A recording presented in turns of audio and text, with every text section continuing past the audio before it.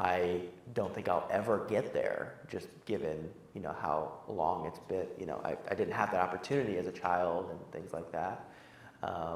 But it is a really, beautiful thing to experience for oneself, to start to develop the skills. Sure, those are amazing and they can provide, a lot of practical knowledge, but it becomes 100% spiritual. Mansal, thank you so much for coming in. I've wanted to have this conversation with you for such a long time. We've been in communication back and forth for a little while now, so it was really cool that we've been able to connect. So just firstly, your time and attention in coming here right now, just thank you. I really do appreciate it. You're very welcome. I want to unpack first what got you into hunting, what got you doing what it is that you're doing today, how you feel like it has transformed you, because I think the thing that's highly interesting to me as well is what does that practice, if I can call it a practice, what does that practice, what does that activity, what does it do for a man specifically? Why is it an important part of it being a part of what we do as an existence today? And then how that transforms into other areas of life as well. So how did you get into it? What's kind of the genesis? Yeah, thank you. I'll start with a quote. Robert Bly, who's a men's work psychologist, he has this quote: "Every wound is a womb." And it means that every internal emotional wounding provides the opportunity for a rebirth into another version of oneself. And that's certainly where I came to hunting, where I came to exploring these archetypes of masculinity. I grew up feeling very disconnected from what masculinity was. I didn't really have a super emotionally present father. He was physically there, but he wasn't emotionally present. And I just didn't have any role models. Like, what is it that actually makes up a man? And I didn't have a good answer for it. And I started to piece together bits and pieces. Seems like the mainstream media shows that having sex with women is like the definition of a man. Adolescence, pick up the wrong things. Yeah. So there was just a journey that started from that wounding. It led me many different places. I'll go over them quickly, but I'm sure we'll dig in deeper. Yeah. But I landed myself in prison because of that wound, and a lot of pain that came after that. And the healing was really me taking the steps to embody some form of masculinity. And I didn't know it at the time, but I just felt like I can read all the books, I can do all the men's groups, whatever. I want to have a practice that I can embody masculinity. And that started with jiu-jitsu and other martial arts. But then when I found hunting, it stirred something deep in me that I'm still exploring. Do you think that stirring was something that was just like very innate for you, that kind of like brought whatever was on the sediment at the bottom up for you?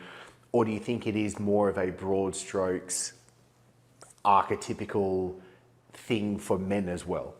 I think it's both.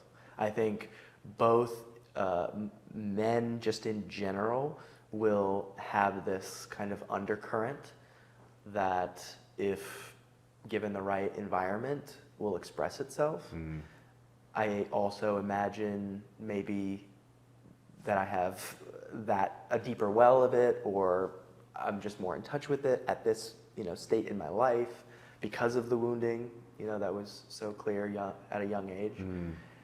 And so, yeah, I think it's a bit of both. I still have an amazing father. Have a great relationship. My parents were 17 when I came into this world, and they very much said, like, we grew up together as well.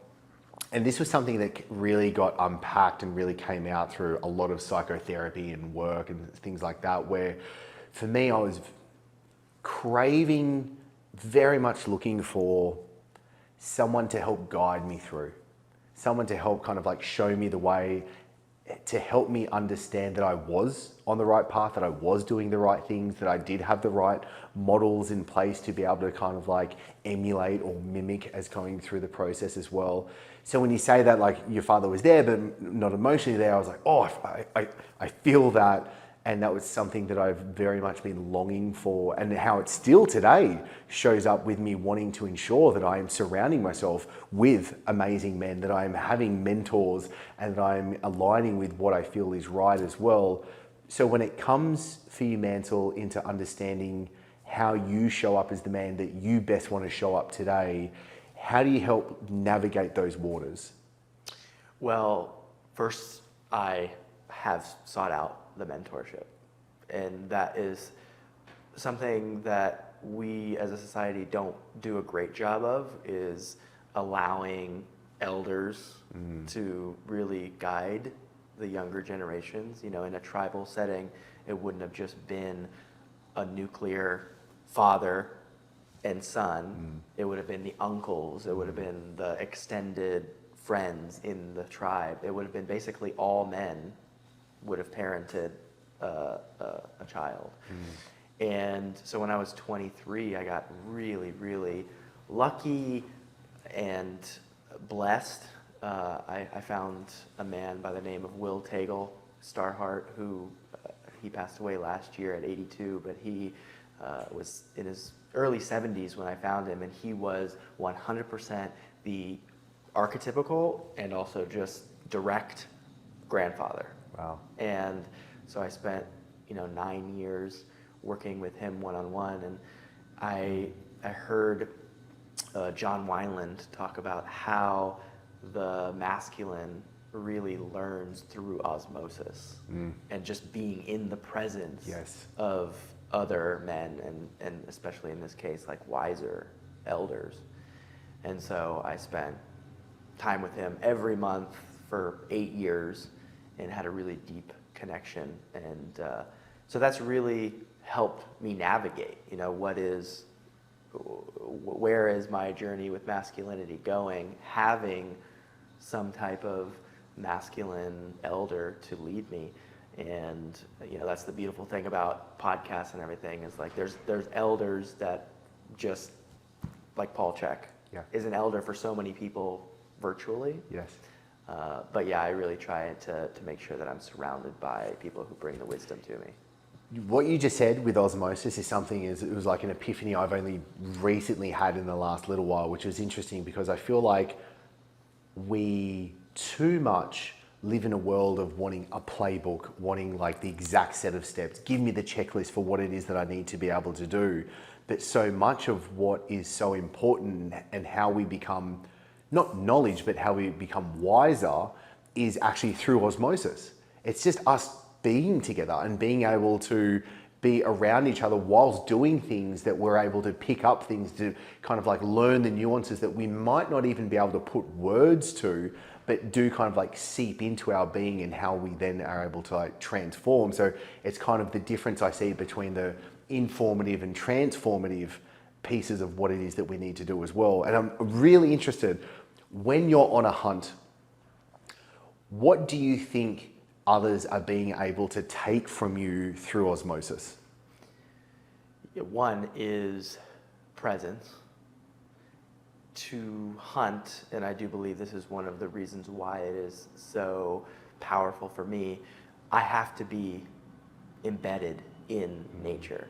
There's a certain presence that is forced upon me in order to understand what's happening on the landscape, what's happening around the weather changes, the wind direction, all these things. I mean, it's a moving meditation. It really is. And instead of camping or something like that, I'm actually a part of nature. I'm a predator in nature. And so presence to a very real degree is something, because we walk around oftentimes quiet, right? I'm not saying anything. So that's one thing. Another that I have had reflected to me multiple times is around the discernment of when my like full masculine being needs to be turned on in its entirety. And what I mean by that is we might spend literally the entire weekend where we are walking slowly, I'm looking around, I'm trying to notice something, and then one moment my whole demeanor changes because I see something, I tell them to be quiet, I start moving quicker, I start moving in a very specific way. Sometimes they don't even understand what's happening, but they understand the energetic shift. And that's something that I think everybody could bring into their day-to-day life. You know, if you ever watch a cat or like a lion, they are relaxed most of the time, taking cat naps, relaxing. And then when it's time to go, they go 100%, and it's intense. Like a flicking of the switch. Exactly.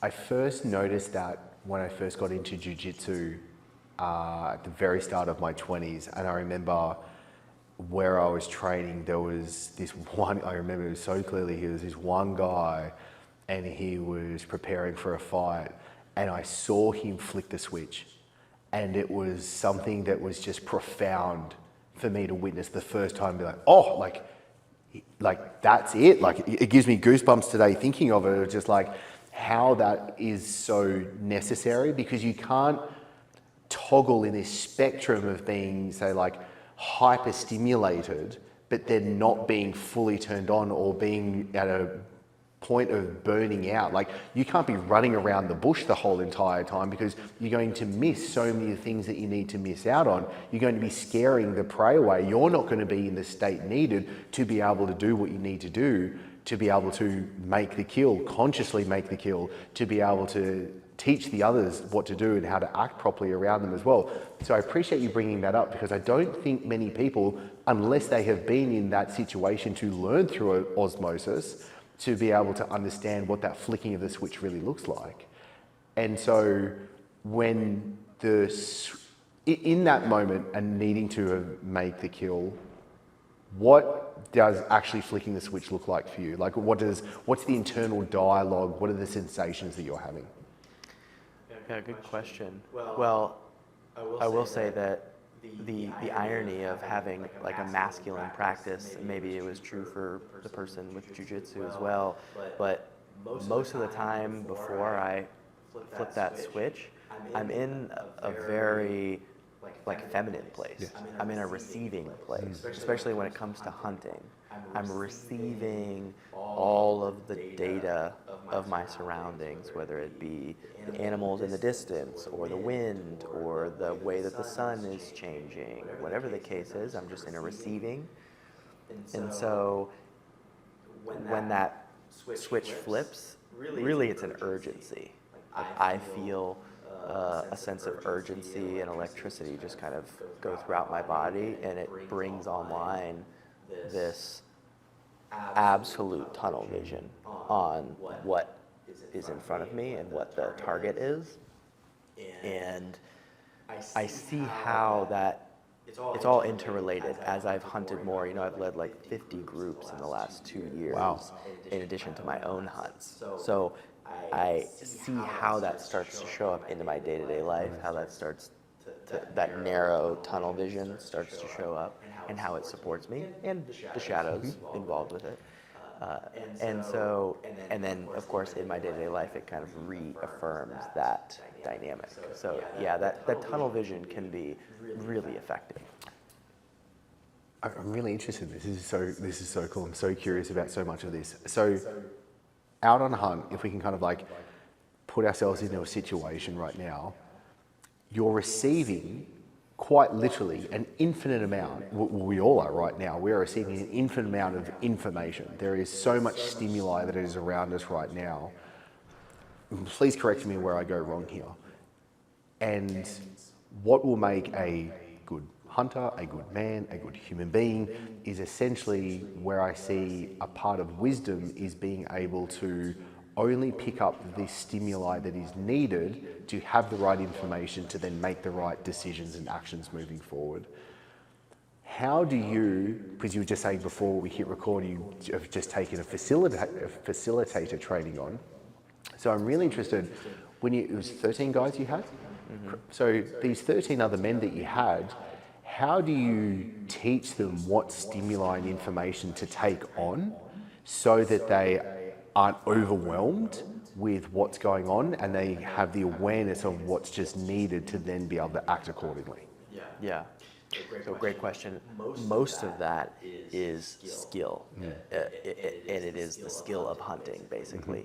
You know, learning to discern, and again, another feminine quality of discernment. What of this that I'm receiving is important to me in this moment?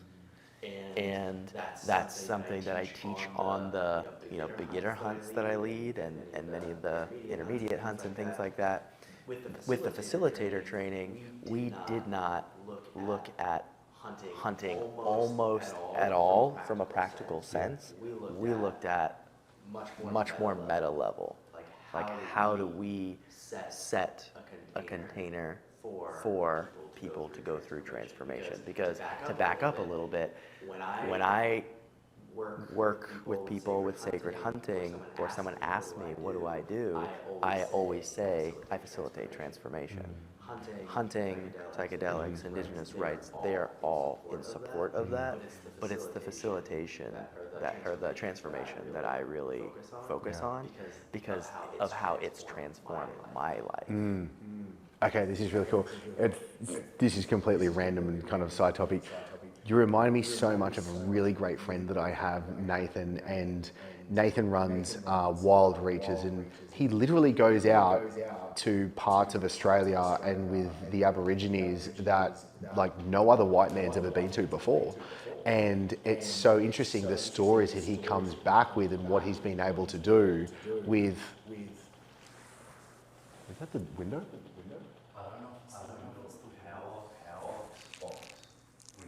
It stopped anyway.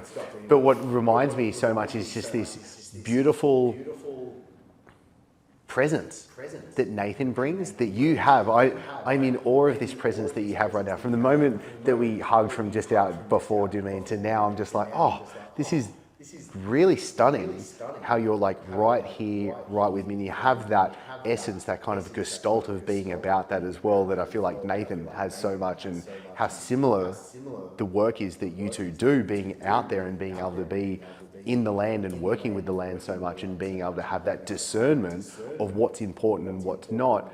And he had a really interesting story where he was out with some Indigenous Aborigines.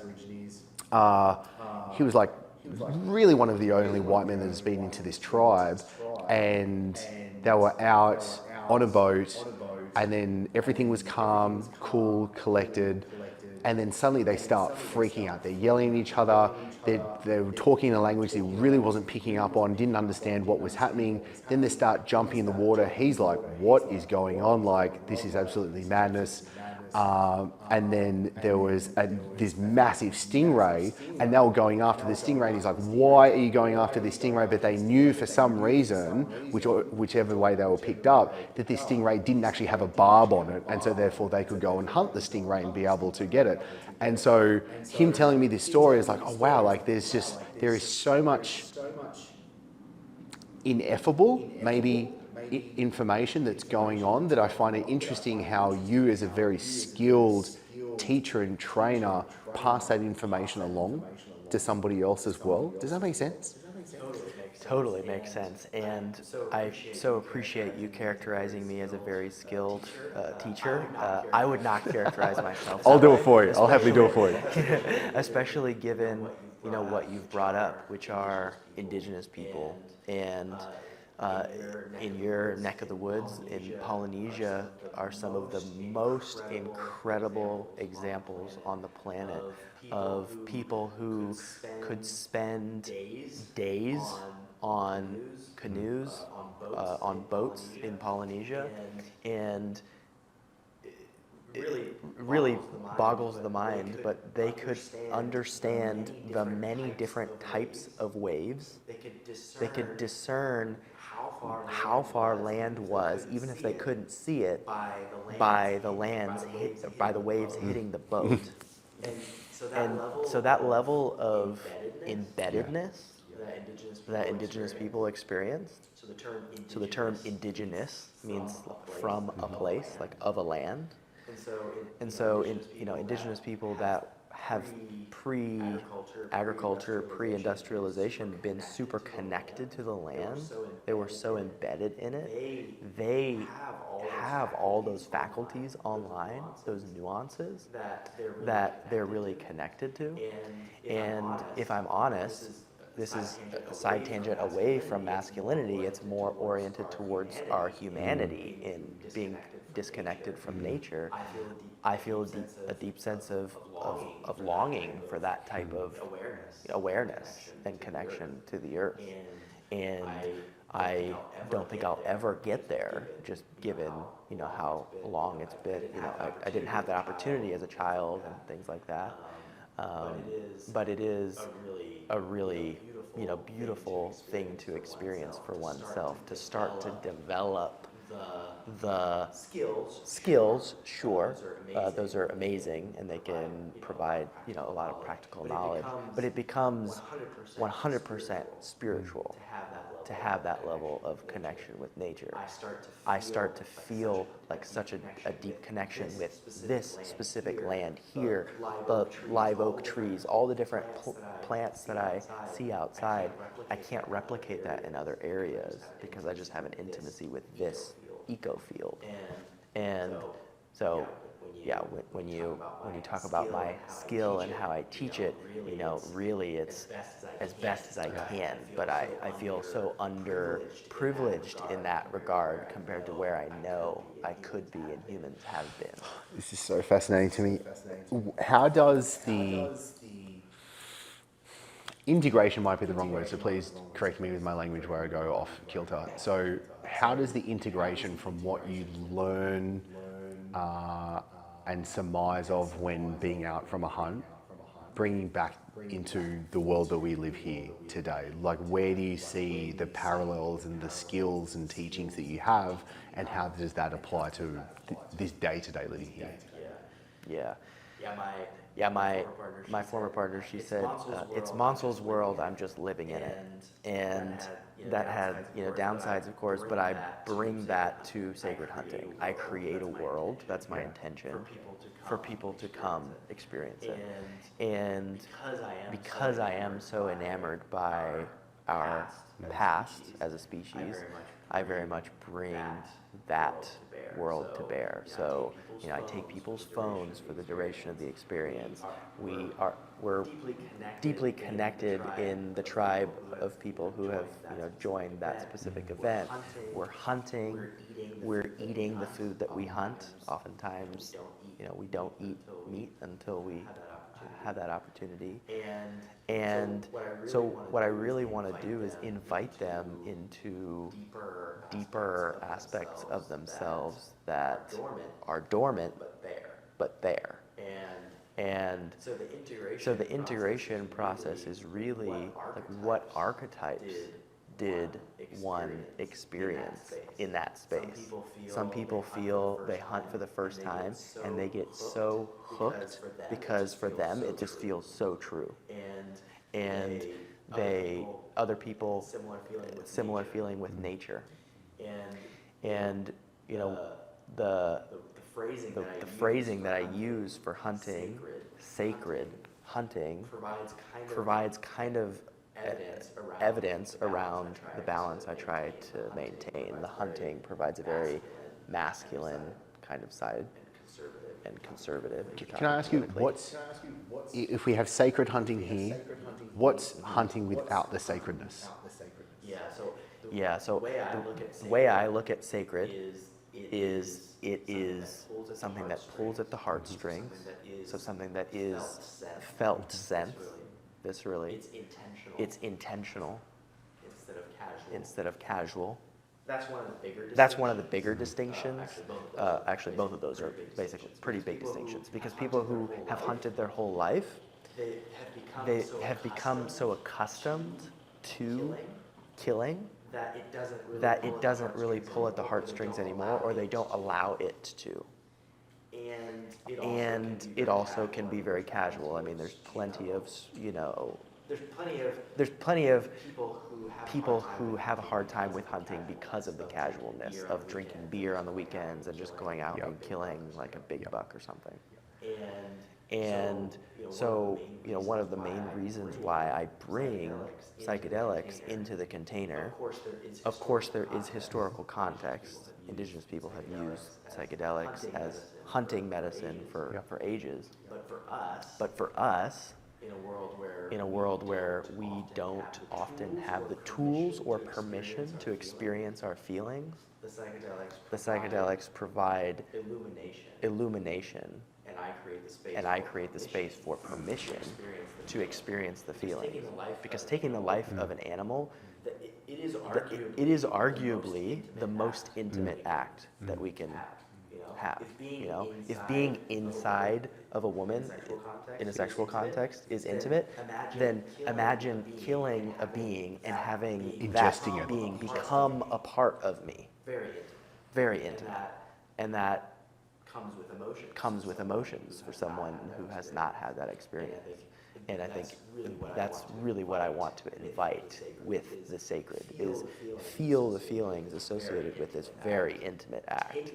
Take those feelings, the access you now have, as a gateway to the feelings that you experience throughout your life. I may experience grief from killing an animal. Now I have a doorway to my grief, all the grief that is in my life.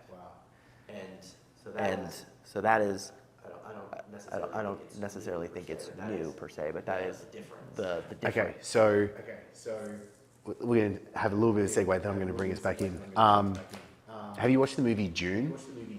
No? Okay, so I just find it really interesting. I've watched it like 5 times, I reckon, now. And a part of the storyline is this psychedelic, this substance they call in the movie spice, is... Yeah, sorry, okay, Australian accent coming through. Yeah. Or June. Hey, so, Dune. Yeah. Is spice is used for navigation through space. Yeah. Is that the same as you're using a psychedelic to help navigate through, to maybe have that sensory awareness that is that ineffableness that I was maybe trying to point out before, so that is at a heightened state? Absolutely. Yeah. And it's moving through space. It's moving through actual space, physical space, but it's moving through emotional space. So there's multiple layers of complexity, relational space as well. So I have relatively decent background with authentic relating and circling. Yes. I don't know if you're familiar with these. And so I bring both of those into... So is this kind of the experience of like, how close do you stand to someone at a funeral? That's not something we've ever been taught, spoken about, yet there is something innate that is there for us to know what's this space that I should have with someone, what's the conversation that I could even have someone that might be in this situation that I'm in as well. Does that make sense? Okay, this is really cool. Now I want to swing back to the emotions during the actual hunt as well.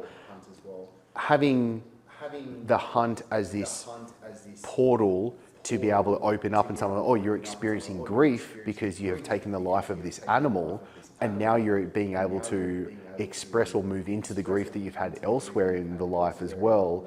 How do you see that manifest through others? Like, how do you see that actually kind of like open up and help them integrate what else is going on through life? And this hunting practice has been an exceptional way for them to be able to tap into that. Yeah. I'll start with an example. So there was a man who came on a hunt in December, killed an animal, and what came up for him was a lot of pride. He had killed this animal, which we were going to eat for dinner. We weren't going to eat meat if it weren't for him being successful. And so he had this pride, and what he expressed during a ceremony was with psilocybin was that pride created a deep sense of shame for him, because he had, on the one hand, yes, he had provided for his community, he was successful, great shot, everything was great about it at face value. But on the other hand, he felt this tension and conflict about feeling pride and feeling like a deep sense of accomplishment around having power over this being and killing it. And he spoke about how that showed up just in his life, feeling that masculinity, is not, he has 2 daughters and he has a wife, and he just feels as though he can't express himself and his masculinity without feeling ashamed in his day-to-day life. And so it was a perfect opportunity for him to have an embodied experience that brought up, these emotions. And then it organically, well, through the use of psychedelics, brought him into how that shows up in his life. And he had a reflection, from me in that moment. That's one of my favorite things during ceremony, is to go to everybody one-on-one and just support them and reflect back to them. And so that's an example. And I think most people who come on a hunt with me, they understand why it is that I create the space that I do. And so to their credit, they are showing up with that desire. Not everybody is going to have this experience and then take it into their day-to-day life. But they are meeting me in how I express what this is. What do you ask of someone how they show up and how they be during the hunt? So I speak with everybody who participates on a hunt, and it's less that I ask something of them, although there are things that I ask, and it's more how I express myself as authentically as I can, and share as authentically as the experience reflects, so that they kind of filter themselves out to some degree. But once they do decide that they're going to join, there's a number of things that I invite them into. So I invite them into abstinence for some period of time before the hunt as a way of honoring the animal. I invite them to fast. I invite them to be mindful of their inputs, whether it be music or whatever the case is. And so, these are small invitations that, even as I'm expressing them to you, they're so, I almost take them for granted because I've been doing them for so long and I've been inviting people to do them for so long. But for a lot of people, that is so new and novel that I would associate this seemingly practical skill of hunting with abstinence and fasting and all these spiritual practices. Do you find it interesting? I find it interesting when it comes to these practices that you just said, abstinence, being able to fast, being able to limit what you're consuming from the outside world, also to obviously, or what I'm assuming right now is so that they're in a better state of mind and body to be able to go into this experience that they're going into, how that's not getting participated in more of a general day-to-day living? I invite sacrifice, and the reason I do that is because that's a very indigenous North American model. Personal sacrifice as an opportunity, yes, to go inward, but also in service to that animal. How much more gratitude do I experience from food when I have gone days without food? And so those are some of the elements that I seek to bring into it. And my hope is that it can become a more consistent spiritual practice in some of these people's lives, because when I fast, it's not lost on me that there are benefits, right? But I don't want to live my life coming from the lens of like everything that I do has to be for me. Yes. Sometimes it can be a devotion, it can be a prayer, it can be a sacrifice for the memory of this animal, which one might argue is Yeah, no, I totally get it. I love that you actually went there as well. So integrating and learning what it is that you do from the practices, from the hunting as well, and bringing this back into life to now this beautiful human being that's sitting in front of me. How does this man show up today? And where I do want to go into is how does this man show up today in relationship? I'd love to talk in relationship with other men first, but then in romantic, loving relationships as well. Yeah. Well, yeah, before I go into the relationships with men or women, I will just say that hunting, the way that I see it, and I think this is true for anything, but it is very much a reflection of where I am showing up in my life, deficiently or proficiently. And there's a book, I haven't read it, but Zen and the Art of Motorcycle Maintenance, which is just a reflection that one can take something like motorcycle maintenance and turn it into a spiritual practice or a practice of self-reflection. With hunting, it's arguably like humanity's first spiritual practice, because I have this instant feedback of if I wound an animal, not only do I have that like pit of my stomach feeling, in the past our ancestors would have not eaten, and for me I get an opportunity to see where am I not practicing enough, where am I not taking my time to take my shot, where am I rushing things, or whatever the case might be, right? Where am I getting to I'm doing everything right until the last second, and then I'm somehow messing up at that last minute.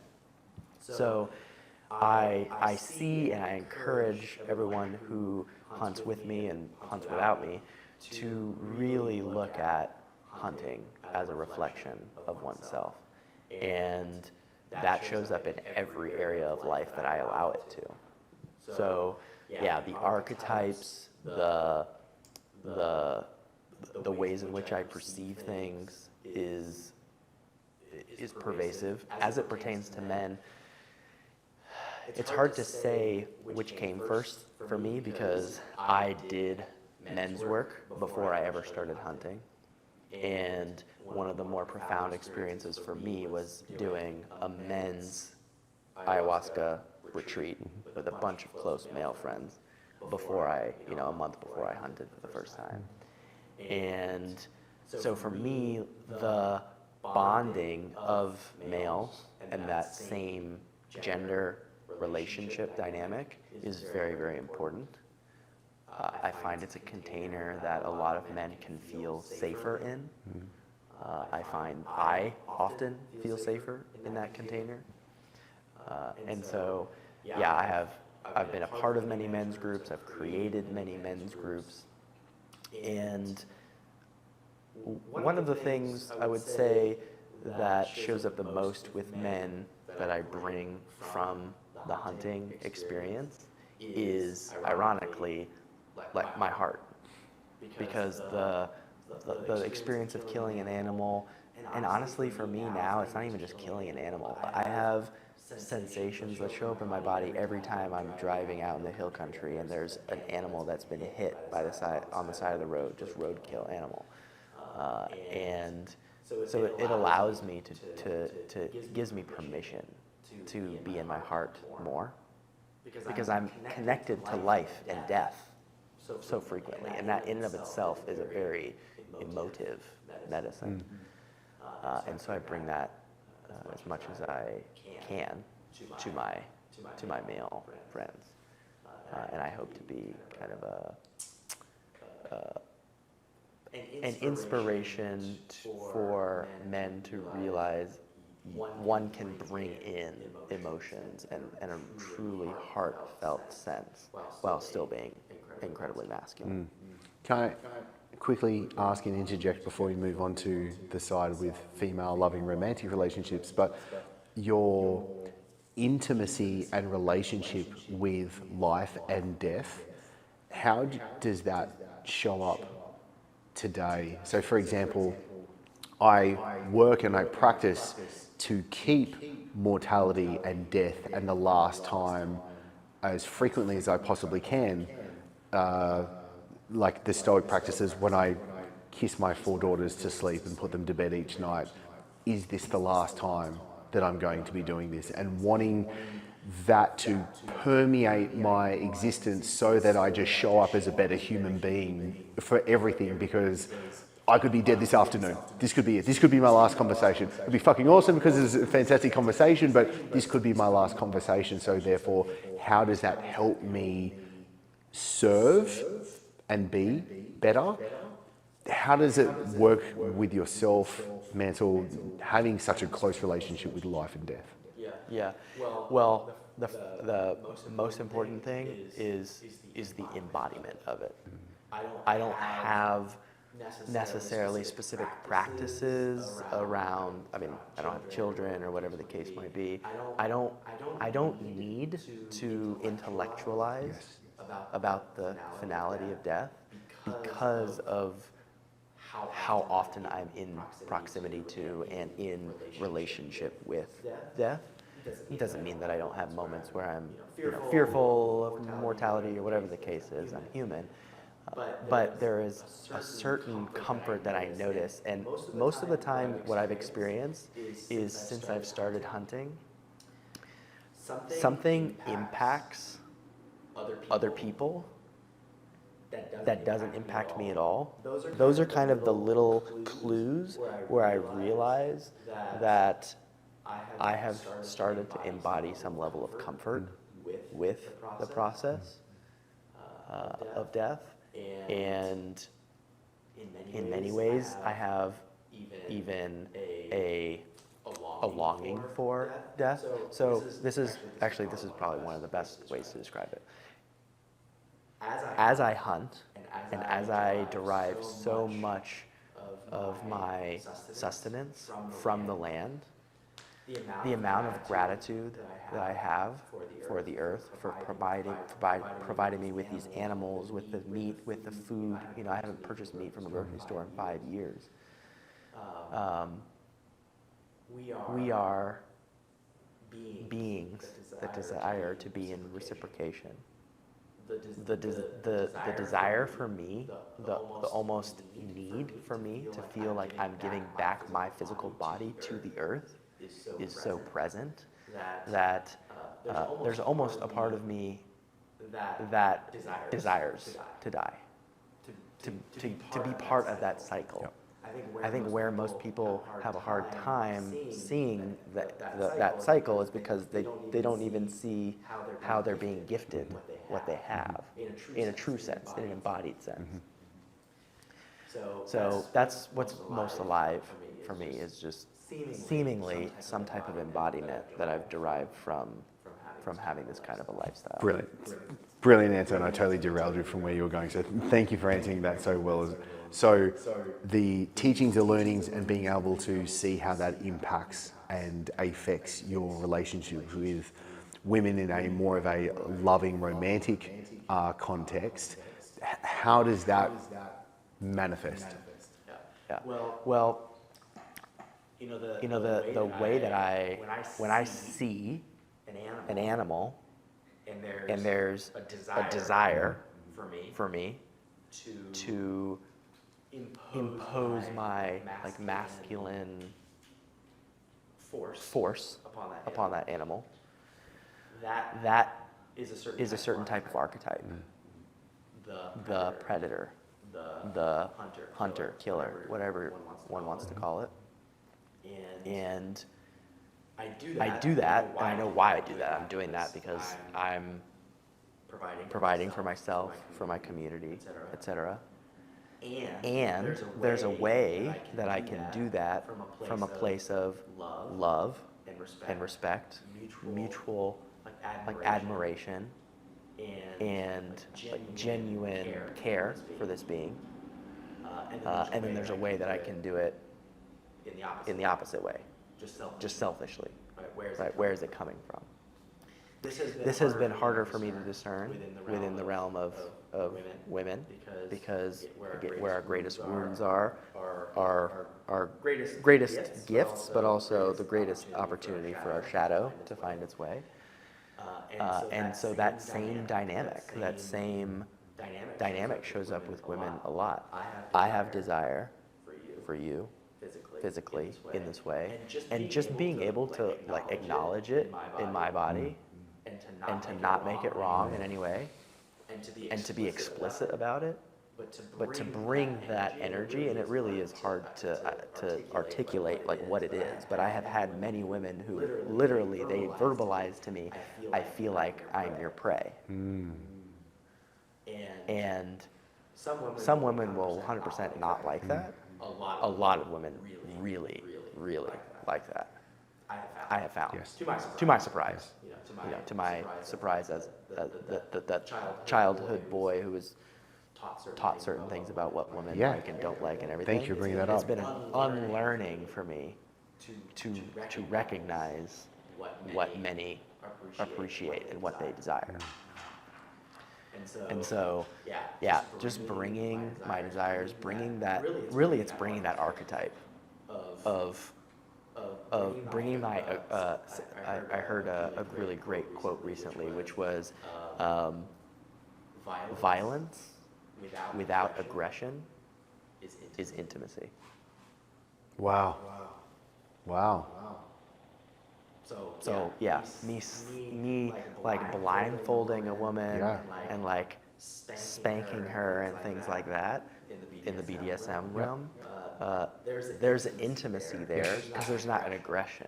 Like I am there, I'm holding space for them. I have conversations with them where they know that they can trust me and that I'm doing this for a mutual enjoyment.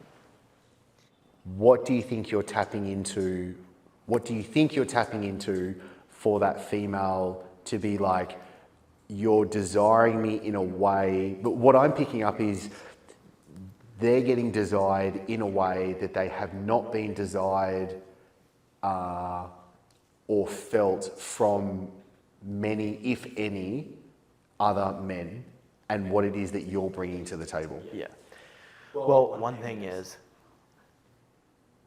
we as men, if we are alive now, in our past has been some brutal shit. And women know this. And women know that that brutality is in us. What scares me and often women the most is when a man does not accept their own capacity for brutality. So for me, this whole exploration with women has been a process of, oh, I identify this part of myself that I have repressed, Yes. which is the part that just wants dominance. Yes.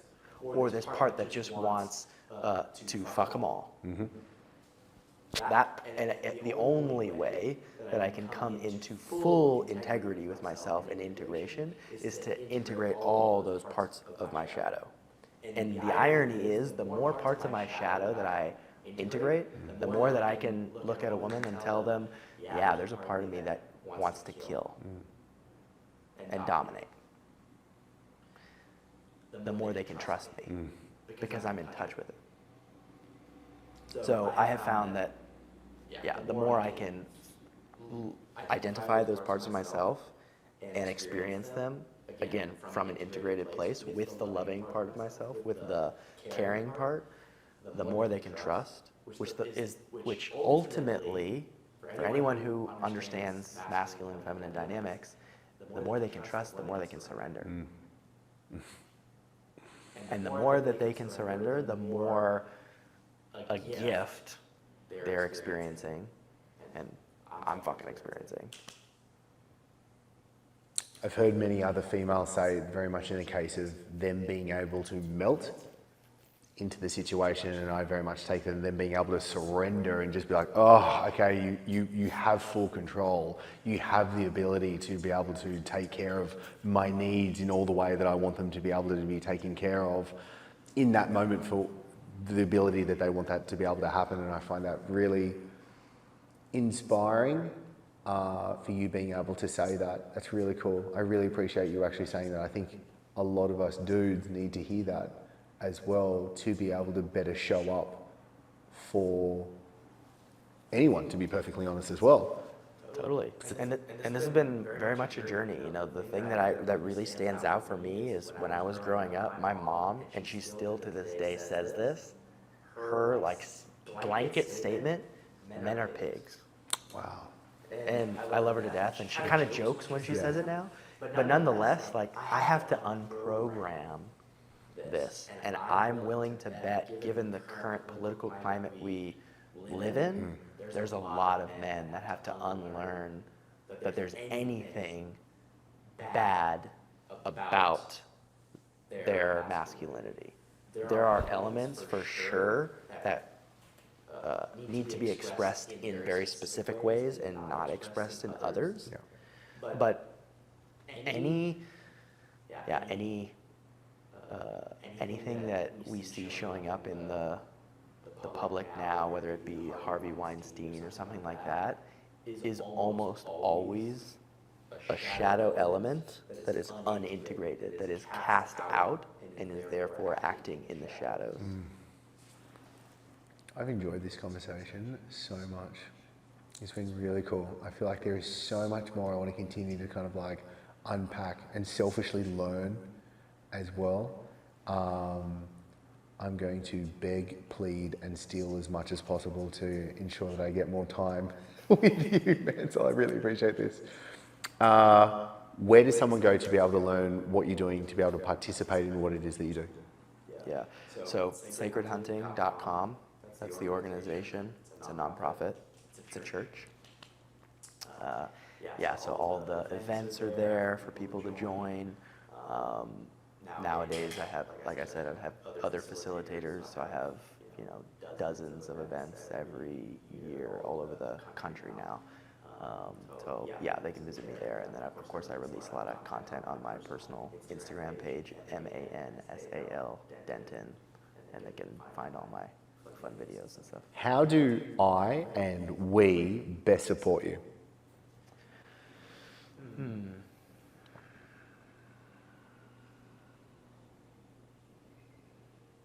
Yeah, one invitation comes to mind is see you and whoever's listening to this, see if there's something that you can identify that you desire that feels like an edge, or it feels uncomfortable to share with a friend, or to share with your partner, or share with anybody. And sit with that. Because whatever that is what I'm just talking about, that shadow. And the world just needs more men who are in touch with and willing to express their desires. Brilliant way to wrap this up, dude. That was miraculous. Find a desire in which is an edge and feels uncomfortable, and be able to share that with the right person. Yeah? I'm going to take that on personally.